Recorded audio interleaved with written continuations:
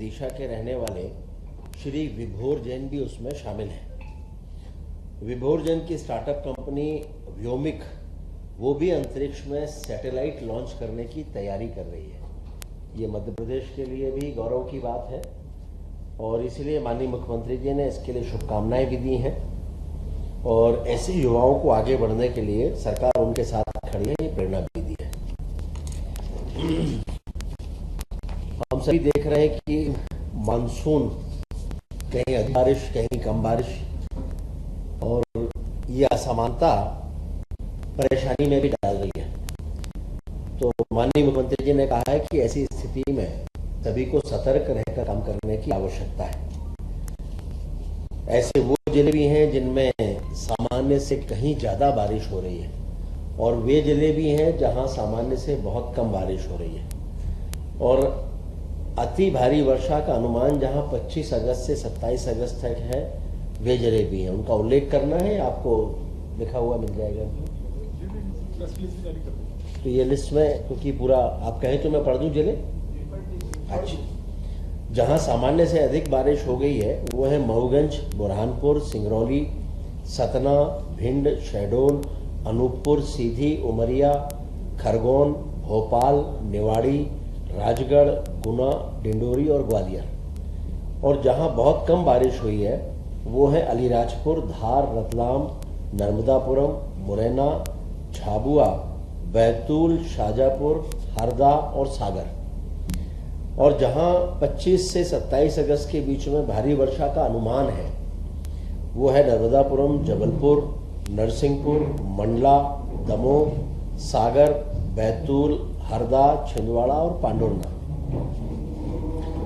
और इसके लगातार माननीय मुख्यमंत्री जी इन सभी क्षेत्रों में मॉनिटरिंग भी कर रहे हैं। वे स्वयं परसों रीवा भी गए थे जहां भारी वर्षा हुई है और उन्होंने वहां पर रीवा संभाग, जबलपुर संभाग दोनों की वहां पर राहत कार्यों की समीक्षा भी की है। उन्होंने ये भी कहा है कि जहां पर अधिक बारिश हो रही है वहां पर राहत और बचाव के कार्य भी युद्ध स्तर पर चलना चाहिए। अधिकारियों को ऐसे निर्देश भी दिए हैं। और जहां कम वर्षा हुई है उस संदर्भ में भी अधिकारियों को कहा है कि उसकी योजना बनाकर अभी से तैयारी करें ताकि विशेष रूप से वहां के किसानों को इस बात के लिए प्रेरित किया जा सके कि वो कम पानी वाली फसलें लगाएं और पानी से होने वाले संकट का अभी से तैयारियां कर सकें। अभी नीति आयोग ने जो विकसित भारत में कौशल विकास पर रिपोर्ट जारी की है तो माननीय मुख्यमंत्री जी ने यह भी कहा है कि इस लेटेस्ट रिपोर्ट पर ही हमें काम करना है। इस रिपोर्ट में युवाओं को 5 भागों में बांटा गया है। ऐसे विद्यार्थी जो स्कूल जाते हैं, कॉलेज जाने वाले विद्यार्थी और उसके अलावा संगठित और असंगठित क्षेत्र में जो कार्यरत नागरिक हैं वो, और फिर महिलाएं। 5वीं श्रेणी ऐसे युवाओं की बनाई गई है जो किसी भी कारण से ना तो पढ़ाई कर पा रहे हैं, ना ही उनके पास कोई रोजगार है या स्वरोजगार है और ना ही किसी तरह का कोई कौशल का वो प्रशिक्षण ले रहे हैं। और रिपोर्ट में ऐसे सभी युवाओं को नीट कहा गया है। नीट का अर्थ यहां पर है not in education, employment and training. तो माननीय मुख्यमंत्री जी ने कहा है कि मध्य प्रदेश में भी ऐसे युवाओं को चिन्हित करके उनको पढ़ाई या फिर कौशल, रोजगार या स्वरोजगार इनमें से किसी एक पर जोड़ने पर हमें कार्य करना है। और इसके लिए उन्होंने एक वर्किंग ग्रुप बनाने की भी बात की है जिसमें उच्च शिक्षा विभाग, स्कूल शिक्षा विभाग, तकनीकी शिक्षा विभाग, कौशल विकास विभाग, खेल और युवा कल्याण विभाग, इनका एक वर्किंग ग्रुप बनाकर ठोस रणनीति बनाई जाए, ये भी माननीय मुख्यमंत्री जी ने निर्देश दिए हैं। 28 अगस्त को हम सभी जानते हैं कि पवित्र पर्व रक्षाबंधन है। पूरे देश में और प्रदेश में इसको मनाया जाएगा। उसके लिए माननीय मुख्यमंत्री जी ने प्रदेशवासियों को बहुत बधाई भी दी है और उन्होंने ये भी कहा है कि सरकार ने इस अवसर पर अपनी जो लाडली बहनें हैं उनको 250 रुपए की अतिरिक्त राशि भी उनके खातों में भेज दी गई है। और माननीय मुख्यमंत्री जी ने ये आग्रह किया अपनी बहनों से कि वे इसके लिए इस राशि से स्वयं के लिए कुछ अवश्य खरीदें। और साथ में प्रदेश में भारतीय जनता पार्टी के कार्यकर्ताओं से, मंत्रीगणों से, नागरिकों से, सभी से यह आग्रह भी किया है कि वे अपनी बहनों के साथ साथ इन लाडली बहनों के साथ भी रक्षा पर्व मनाएं।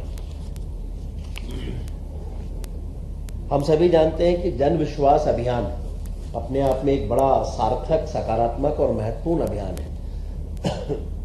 इसके 3 सप्ताह पूरे हो गए और माननीय मुख्यमंत्री जी के साथ साथ सभी मंत्रीगण भी शुक्रवार के दिन फील्ड पर उतर रहे हैं, जनता की समस्याओं का समाधान कर रहे हैं, उनसे संवाद कर रहे हैं। मुख्यमंत्री जी स्वयं 3 जिलों में छिंदवाड़ा, बड़वानी और टीकमगढ़ इनमें सम्मिलित हो चुके हैं।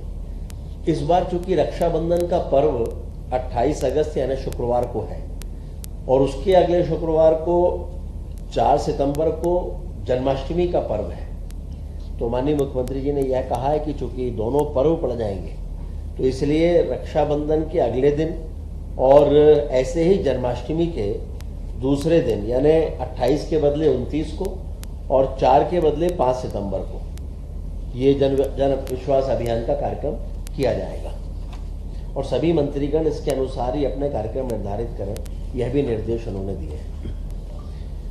मध्य प्रदेश में निवेश को लेकर जो माननीय मुख्यमंत्री जी ने पहल की थी उसके बहुत सार्थक परिणाम सामने आ रहे हैं। पिछले 2 महीने में पीथमपुर में औद्योगिक निवेश की बड़ी महत्वपूर्ण सौगातें मिली हैं।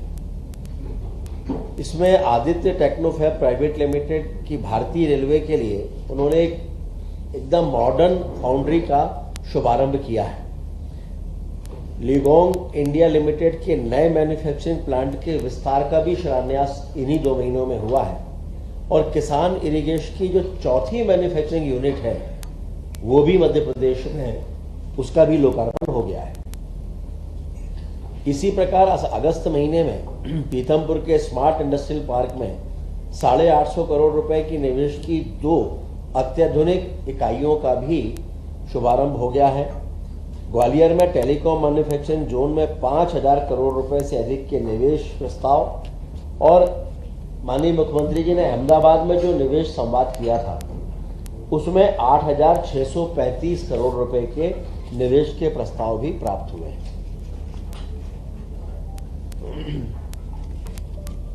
किसानों के हित में जो निर्णय लिए गए हैं उन पर भी आज चर्चा हुई है।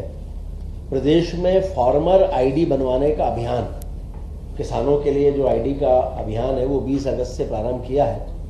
इसके लिए ना कहीं उनको भटकना पड़ेगा, ना लंबी लाइनों पर लगना पड़ेगा। सरकार के द्वारा गठित जो शासकीय दल है वे स्वयं किसानों के पास जाएंगे और उनकी फार्मर आईडी बनाएंगे। माननीय मुख्यमंत्री जी ने प्रदेश के सभी किसानों से आग्रह किया है कि जिनने भी अपनी फार्मर आईडी नहीं बनवाई है वे सभी अपनी अपनी आईडी इस दल के माध्यम से जरूर बनाएं। और जो किसानों से सुझाव लगातार मिल रहे हैं उसमें खाद्य वितरण की ई विकास प्रणाली को भी अधिक सरल और किसान हितैषी बनाया गया है। और इसमें यह भी अब तय हुआ है कि ई विकास 2 इसके अंतर्गत किसान अपनी इच्छा के अनुसार कोई भी एक उर्वरक बिना किसी अनिवार्य जो पंजीयन है उसके बगैर भी कोई भी एक उर्वरक खरीद सकेगा। और इसके साथ ही अब व्हाट्सएप के जरिए भी उर्वरक की बुकिंग की जा सकेगी। अभी जैसा मैंने आपको बताया कि लाडली बहना को 250 रुपए तो दिए ही गए हैं। इसके साथ ही लाडली बहना योजना के अंतर्गत 1750 रुपए प्रति बहन के हिसाब से 1.25 करोड़ बहनों के खाते में 2148 करोड़ रुपए की राशि अभी ट्रांसफर की गई है। संबल योजना के अंतर्गत 9000 से अधिक हितग्राहियों को और उनके परिजनों के खाते में 203 करोड़ रुपए की राशि दी गई है। और अलग अलग रक्षाबंधन से पूर्व भाई बहनों के खातों में लगभग 2351 करोड़ से अधिक की राशि दी गई है।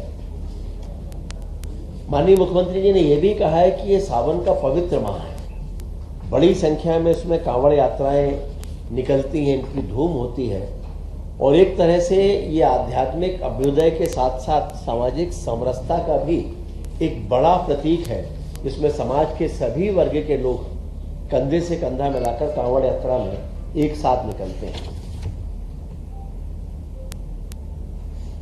एशियन गेम्स जो होने वाले हैं ये 19 सितंबर से 4 अक्टूबर तक जापान में होने वाले हैं। इनमें मध्य प्रदेश के 32 खिलाड़ी भारत को रिप्रेजेंट करेंगे।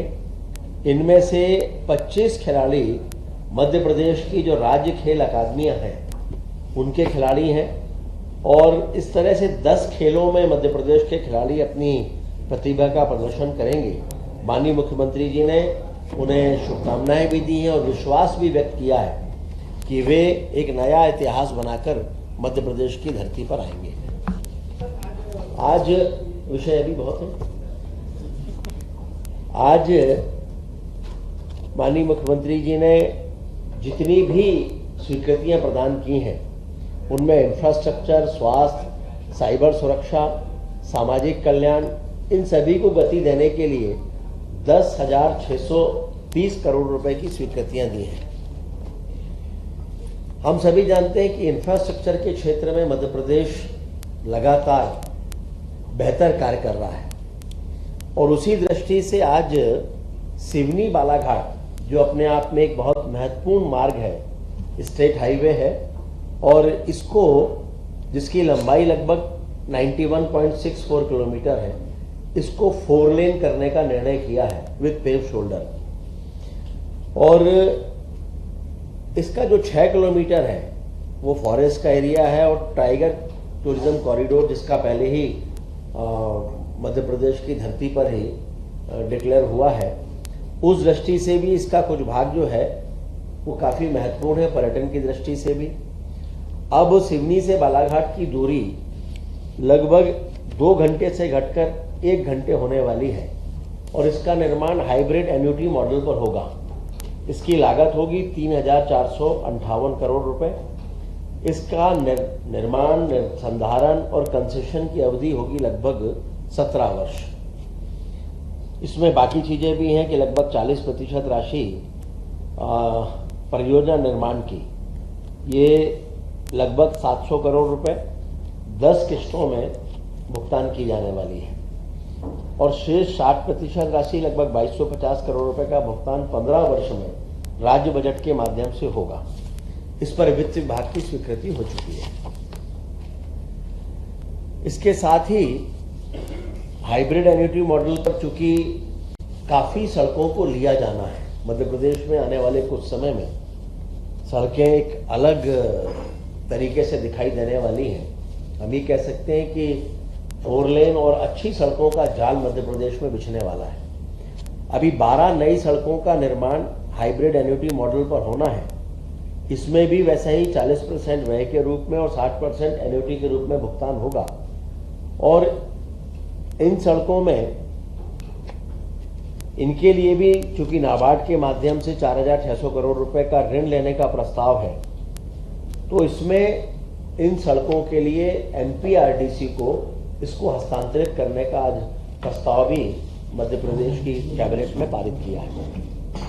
इसके अलावा कुछ विभागीय कार्यवाहियां हैं जिनमें कुछ फर्जी भुगतान के मामले थे, उसमें कुछ अधिकारियों के खिलाफ स्वीकृति हुई है। ये भी हमें स्मरण में ही है कि उज्जैन में जो लोक स्वास्थ्य और चिकित्सा शिक्षा विभाग के द्वारा धन्वंतरी विश्वविद्यालय स्थापित किया जा रहा है, उसमें पदों के सृजन की स्वीकृति भी आज प्रदान की गई है। एक और महत्वपूर्ण निर्णय हुआ है, पिछले दिनों मध्य प्रदेश सरकार ने